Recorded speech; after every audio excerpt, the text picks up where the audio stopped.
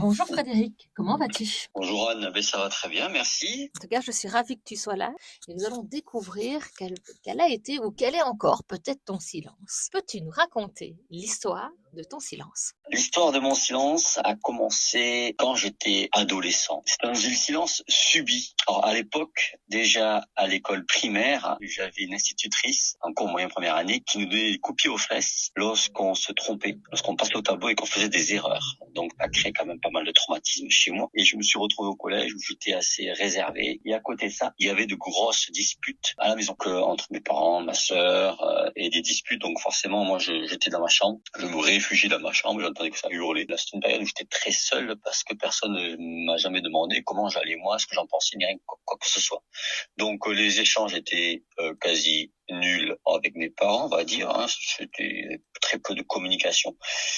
Et puis au collège, je communiquais pas non plus. Donc voilà, le silence était vraiment subi, on va dire. C'était un silence pesant, accompagné de la solitude. Quand tu dis que ce silence était subi, à ce moment-là, tu t'en rendais compte? Non.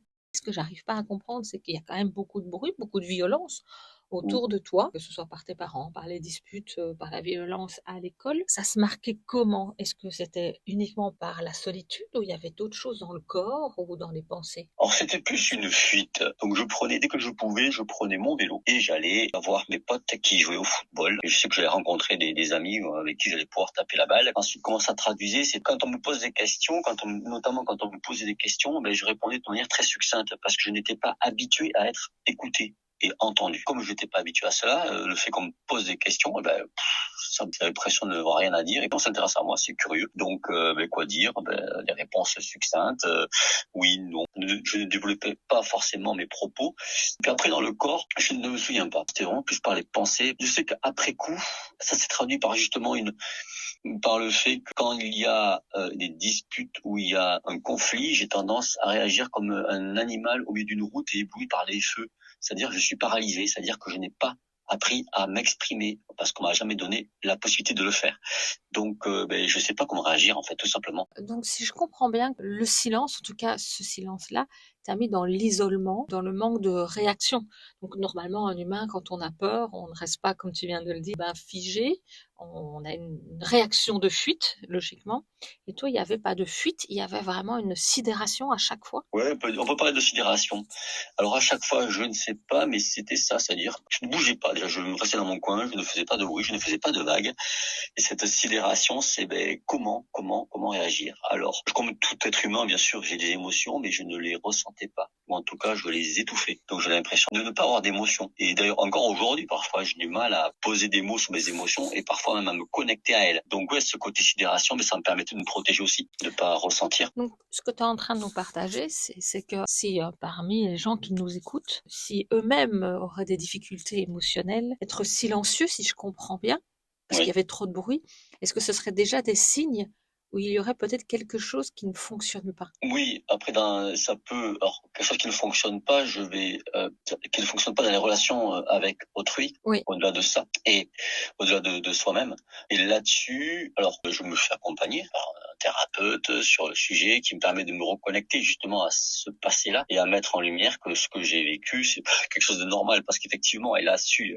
Après, je m'adresse à ces personnes dont tu parles qui ont la même problématique, c'est que parfois on vit quand on est enfant des situations que l'on croit normales mais qui ne le sont pas. Et comme on les croit normales, on n'entreprend pas forcément ce travail sur soi. Et c'est grâce à ma compagne qui m'a dit mais c'est bizarre, je te dis des choses mais parfois tu ne réagis pas. Ben oui, parce que en fait, c'est que je n'ai jamais appris à être écouté. Du coup, on me dit des choses sérieuses et je peux rester, qui nous concernent pendant le couple, mais je peux rester impassible parce que déjà d'une part, je peux être déconnecté de mes émotions et puis d'autre part, on ne m'a pas appris à parler, à m'exprimer. Et ça, si personne ne vous le met en lumière, on peut rester en situation très longtemps. Donc, si vous avez conscience, même serait-ce qu'une brindille, une miette de cette situation-là, faites-vous aider, faites-vous accompagner. Voilà, c'est important, ça permettra de revenir à l'origine d'un problème mais ne restez pas isolés, ne restez pas seuls, personnes qui sont là pour vous aider. Peut-être que pour certaines personnes, ça peut être plus compliqué d'aller se faire aider, de faire la démarche, parce qu'elles ont peut-être pas la force, parce elles n'ont peut-être pas la possibilité.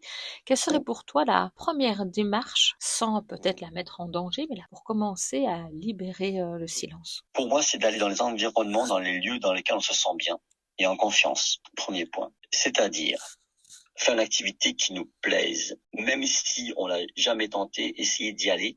Je dis ça parce que pour ma part, ce qui m'a révélé, c'est le théâtre. Et j'ai eu la chance donc de découvrir le théâtre par l'intermédiaire d'une prof de français qui m'a poussé à faire du théâtre. Donc je me suis inscrit dans une troupe et je me sentais extrêmement bien dans cette troupe, dans le groupe dans lequel j'étais. J'ai jamais fait de théâtre, j'étais très réservé. Et le fait que je me sente bien, ça m'a permis de m'ouvrir, de gagner confiance en moi. Parce que je communique avec les gens, je parlais, j'échangeais. Ça me paraît important de se reconnecter aux autres, mais dans des environnements dans lesquels on se sent confortable et bien. C'est un premier point et ça permet ensuite de développer sa confiance aussi en soi. Notamment, à s'apercevoir qu'on peut échanger, qu'on peut parler de sujets et d'autres. Merci beaucoup. Très intéressant effectivement, de se reconnecter à soi. Aujourd'hui, pour ceux qui ne le savent pas, tu as bien quitté ton silence puisque tu es conférencier, maître de cérémonie et formateur en prise de parole. Donc ça veut dire qu'il est possible de se reconnecter à sa joie, de quitter ce silence. Alors, y a-t-il eu un moment où tu aurais aimé que quelqu'un te soutienne, te comprenne, voit ce qui se passe, t'aide, t'accompagne? Par moment, bien sûr. Oui, quand j'étais au collège, par moment. Oui, en fait, oui, bien sûr, même au lycée ensuite. Et c'est la difficulté, c'est que quand il n'y a pas vraiment personne, j'étais quand même assez solitaire parce que j'adorais, quand j'étais au collège, je passais mon temps à la médiathèque, où je lisais des encyclopédies, je voyageais à travers les encyclopédies. Je me passionnais pour les pays à l'étranger, pour les villes et autres. Et puis il y a des moments où cette solitude pesait aussi, donc là j'aurais bien voulu une main tendue. Alors la main tendue est venue quelque part de ma prof de français qui m'a invité à aller faire du théâtre, mais c'était pas vraiment de l'échange, c'était pas de l'interaction. Et en fait, parce qu'on se rend pas forcément compte de cette solitude. Moi, j'en suis rendu compte bien après que j'étais seul. Je la ressentais, mais pour moi, c'était presque normal parce que ça faisait partie du quotidien. Ce qui est important pour moi, si les parents sont là, s'ils sont présents, si on a des parents, c'est aussi qu'elles viennent des parents ou des grands-parents. Moi, je n'avais pas de grands-parents avec qui parler, en fait. Ils étaient vivants, mais il n'y avait pas de dialogue. C'était des ruraux, un côté un peu rustre, un peu la communication n'était pas là. Mes parents, la communication n'était pas là. Ma mère, elle faisait un petit peu tous les rôles, elle faisait le rôle du père et de la mère. Oui, mais c'est important pour les parents de vraiment s'intéresser à son adolescent, à son enfant, sans aucun jugement, juste écouter, porter une oreille attentive, et ça c'est important, sans jugement. Il n'y a pas de jugement à avoir, c'est juste écouter et poser des questions bien sûr, pour mettre en confiance. C'est important la mise en confiance, parce que pour moi, pour que je m'exprime aujourd'hui, par exemple, il faut que je sois en confiance. Quelqu'un qui me pose des questions vraiment, comment ça va et autres, je suis pas habitué. Pour moi, c'est bizarre. Pour moi, il faut que je sois en confiance pour que je puisse partager. Donc ça, c'est ce qui, quelque part, t'a influencé silence dans ta perception de la relation à l'autre et dans la communication. C'est qu'aujourd'hui, il te faut du temps pour pouvoir répondre à certaines questions, avoir de la confiance. Est-ce que ça a transformé qui tu étais, tu penses? Oui, complètement. Alors, tout d'abord, oui, ça a transformé qui j'étais. Oui. C'est-à-dire qu'aujourd'hui, j'ai compris la puissance du silence. Et là, justement, le silence choisi. C'est-à-dire que j'écoute beaucoup. Je peux rester dans mon coin sans rien dire, parce que j'écoute. Et parce que j'apprends énormément en écoutant les autres. Et avant de m'exprimer, je prends le temps en général, il m'arrive parfois de m'exprimer avant de réfléchir, bien sûr, mais je vais écouter des différents points de vue qui seront en présence avant de prendre la parole. Donc oui, ça a un impact. J'ai aussi découvert la puissance du silence grâce au théâtre d'improvisation. Parce qu'au théâtre d'improvisation, on est obligé d'écouter pour construire ensemble. Donc oui, ça a contribué à ma personnalité et à faire mon métier aujourd'hui parce que j'ai envie de communiquer. Je pense que ce n'est pas pour rien si aujourd'hui je suis dans la communication. C'est parce que j'ai manqué de ça. Et aujourd'hui, j'ai besoin de communiquer et de partager. Est-ce qu'on pourrait dire que grâce, malgré tout, à ce silence, aujourd'hui, alors c'est pas un contrôle que je veux dire, mais tu as une belle notion du silence. Est-ce que tu sais vraiment aujourd'hui sa valeur et que grâce à ça, eh bien maintenant tu prends le temps?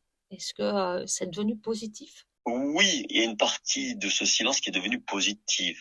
Bien sûr, ça m'a aidé à prendre conscience de cette valeur du silence.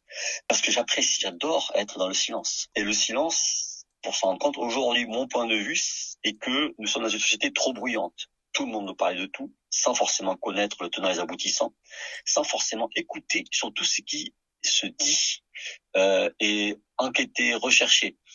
On parle pour parler, pour occuper le vide. J'ai fait une grosse expérience du silence lorsque j'étais, il y a 4 ans, j'avais fait un stage auprès des éléphants en Thaïlande. La personne en charge de notre groupe nous a dit, on va passer 24 heures sans rien parler, juste à écouter, à être au contact des éléphants et à écouter l'environnement, notre environnement, la belle nature thaïlandaise. C'était sur les bords de la rivière Kwai, dans un cadre magnifique. Et donc, nous avons passé 24 heures sans parler. Et je garantis que la vision du monde a complètement changé. Nous sommes beaucoup plus présents à ce qui se passe. Nous sommes beaucoup plus à l'écoute. Et donc, on remarque des détails qu'on n'aurait pas remarqués autrement. Nous sommes déjà à l'écoute de notre corps, notre ressenti et de notre environnement. Je vous garantis, dans la nature thaïlandaise, il y a beaucoup de choses à observer. Les chants d'oiseaux, les bruits, la rivière qui coule, tous ces détails auxquels on ne prête pas attention au quotidien. Et le silence, cette vertu aussi, c'est cette reconnexion à soi et à l'extérieur. Donc on pourrait dire que peut-être une première chose aussi à faire, c'est de prendre le temps de se mettre dans le silence pour voir peut-être si ce silence n'a pas des choses à nous dire et commencer à éveiller le bon silence et peut-être celui qui nous empêche à être qui on est. Complètement d'accord sur le sujet, prendre le temps de faire silence. Alors c'est partir aussi à sa découverte, comme tu disais, de soi, de son ressenti, ça m'aide parfois. Parce que je le rappelle, j'ai eu beaucoup de mal à me connecter à mes émotions, parfois j'ai des émotions, mais il y a des moments où je n'y parviens pas forcément comme je voudrais. Et c'est très simple d'ailleurs. Alors si tu peux me permettre d'apporter une recommandation, pour ma part, quand je me lève le matin, je suis avec ma compagne, on va échanger quelques mots, mais j'évite de me connecter aux réseaux sociaux et à la télé. Je n'allume quasiment pas la télé. J'ai une télé chez moi, mais je l'allume très rarement. Je commence par prendre mon petit déjeuner tranquillement. Là, il fait bon parce qu'on commence à faire beau, donc déjeuner sur la terrasse avec le chant des mers.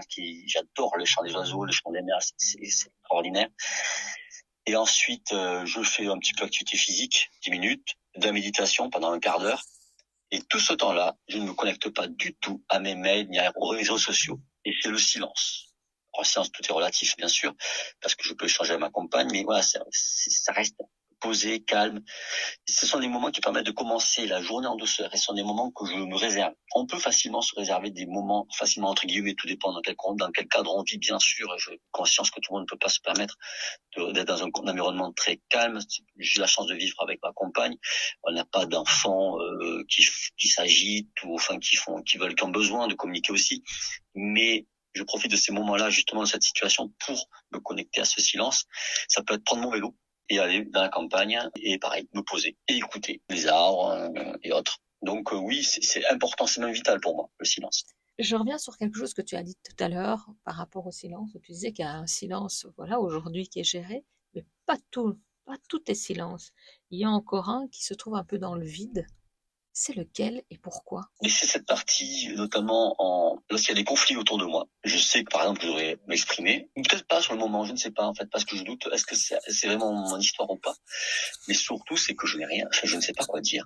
Oui, je suis figé, je ne sais pas quoi dire, et c'est problématique. Et je rejoins l'exemple tout à l'heure que je disais avec ma compagne, lorsqu'on a des discussions sérieuse parfois, le sujet va me toucher, est important, mais je serai incapable de réagir, d'apporter un point de vue ou de ne pas savoir quoi dire en fait, tout simplement. Et là, c'est problématique parce que ça annule la relation, parce que la personne en face de moi a besoin de mon retour, a besoin de mon point de vue, ou a besoin que je partage ce que je ressens. Mais non, je n'y parviens pas. C'est un blocage parce que je n'ai jamais appris à le faire. Et dans ces cadres-là, ça peut être compliqué. Et c'est ça vraiment cette partie-là qui est difficile. Je m'améliore, ça permet aussi de quand je dois taper du poing sur la table, je tape sur du poing sur la table beaucoup plus qu'avant, mais ça reste, c'est ce côté-là, en fait. C'est quand je dois parler, quand je dois m'exprimer, mais je ne le fais pas. Qu'est-ce que tu aimerais que l'on comprenne à propos de ton expérience, de ce silence, donc à travers les disputes, aujourd'hui? Moi, j'étais enfant, j'avais 12 ans, peut-être 11 ans, 12 ans. Je n'avais pas le courage d'exprimer ce que je ressentais à ce moment-là, que j'étais gêné par ces disputes, et donc, c'est exprimer, avoir le courage d'exprimer, par exemple, dans une situation conflictuelle, récurrente, vous entendez du bruit, ce n'est pas forcément, ce ne vous est pas lié. Moi, la situation que j'ai vue, ce n'était pas lié à moi. C'était plus lié aux comme de couple de mes parents, ma sœur, c'est exprimer en fait son ressenti, dire non. J'en ai marre tout simplement d'entendre ces disputes, que j'ai besoin d'être entendu aussi. Je n'ai pas à subir cette foudre, ces orages fréquents qui me gênent, que moi aussi j'ai ma vie. Et c'est vraiment aller exprimer ce que vous avez ressenti et exprimer vos besoins. Le besoin de silence, le besoin d'être écouté. Exprimez vos besoins aux personnes qui peuvent effectivement altérer votre bien-être. Notamment, je parle moi du contexte familial, c'était mon cas. Ça peut être au bureau aussi. J'avais un patron, d'ailleurs c'est pareil, ça rejoint par la question précédente. Je l'ai vécu. J'avais un patron qui gueulait tout le temps, mais gueulait, j'en pas le terme, parce qu'il était toujours furieux. Il traitait ses collaboratrices de tous les mots. Les hommes moins, mais il avait un côté très misogyne. Et ça me gênait, ça me perturbait. Et je ne l'ai jamais exprimé parce que tout le monde avait peur de lui. Mais avec le recul, je dis, j'aurais dû exprimer ce que j'avais à dire par rapport à ces propos qui me mettaient mal à l'aise, qui me gênaient. Et du coup, oui, c'est vraiment se poser la question, qu'est-ce que j'ai à gagner à me lever pour aller lui parler? Ça, c'est important. Je le disais à ma conférence. Eh bien, on a beaucoup à gagner. On a énormément à gagner. Donc, pensez à ça. Le gain que vous allez avoir à vous lever, à vous dire enfin, à vous exprimer et à vous affirmer en apportant votre point de vue, vos sentiments, vos besoins. Et ça, c'est vraiment ça. C'est, allez-y. Et si y a besoin, parlez-en autour de vous, à des amis, pour qu'ils vous aident à franchir ce pas-là. Merci beaucoup, très bon conseil. Et une toute dernière question, c'est est-ce que tu sais aujourd'hui identifier des silences qui seraient nocifs? Si oui, comment peut-on les identifier? Oui. Alors, je me passionne pour la technique de manipulation depuis maintenant plus de 20 ans. Manipulation à titre communication interpersonnelle, mais aussi manipulation de masse. Donc le silence, je le connais, je sais aussi les puissances qu'il a en termes de manipulation. Le silence, alors nocif, je l'ai découvert notamment en négociation commerciale, parce que en négociation commerciale, j'avais appris que lorsqu'il y a un silence qui s'instaure, et notamment de la part des acheteurs, si on brise le silence, on va dire c'est le premier qui brise le silence qui a perdu. Les acheteurs sont formés à ça. Donc on peut dire que c'est un silence nocif parce que ça peut se faire à votre détriment. Ensuite, le silence nocif, c'est la personne qui ne parle pas, par exemple, je pense à un adolescent, qui ne parle pas, qui ne s'exprime pas. Alors ce n'est pas mal intentionné, mais simplement c'est que il y a quelque chose qui doit être exprimé qui ne s'exprime pas. Et ça me rappelle, c'est quelque part moi que je me vois. Et là c'est nocif parce que c'est un silence qui est vraiment nuisible pour l'individu qui reste silencieux alors qu'il doit s'exprimer, mais c'est aussi pour son entourage parce que tôt ou tard ça va péter à la gueule. Quand on ressent, c'est le ressenti. Je fonctionne beaucoup au ressenti. On sent qu'il y a quelque chose qui se passe. Le silence nocif, c'est aussi lorsque il y a la maman par exemple qui va pleurer dans sa cuisine, il y a l'enfant qui arrive à ce moment-là, qu'est-ce qu'il y a maman? Non, il y a rien. Si l'enfant va ressentir quelque chose qui se passe, il va le ressentir. On le ressent. On peut appeler ça l'intuition, ce que vous voulez, mais on le ressent. C'est aussi l'expérience qui va parler. Où je sens qu'il y a quelque chose qui se passe pas bien et la personne ne va pas l'exprimer. C'est aider aussi les personnes justement à exprimer ça, à ne pas garder ce silence qui peut être nocif pour tout le monde. Voici ce que je peux dire par rapport à ça. Merci beaucoup. Est-ce que tu auras envie, avant de nous quitter, de partager quelque chose que tu n'aurais pas eu l'occasion de dire aux personnes qui nous écoutent? Bien sûr. Alors le silence, bien sûr, pas de nocif, mais il y a aussi la puissance, je l'ai dit, la puissance du silence, qui a aussi énormément d'avantages, qui est positif aussi, puisque le silence permet d'être à l'écoute, le silence permet de se connecter à autrui. Et je vais conclure parce que nous fêtons. Alors je suis toulousain et je suis très attaché à un artiste qui m'a beaucoup accompagné dans mes voyages, c'est Claude Nougaro. Et il a dit le silence, c'était la parole des anges. Y a rien à se dire, y a qu'à s'aimer,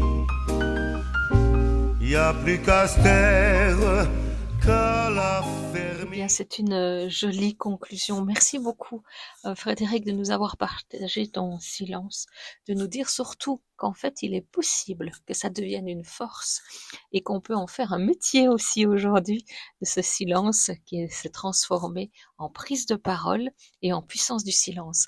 Merci beaucoup, Frédéric, pour ces partages. Je te souhaite plein de belles choses. Merci à toi. Au revoir. Au revoir.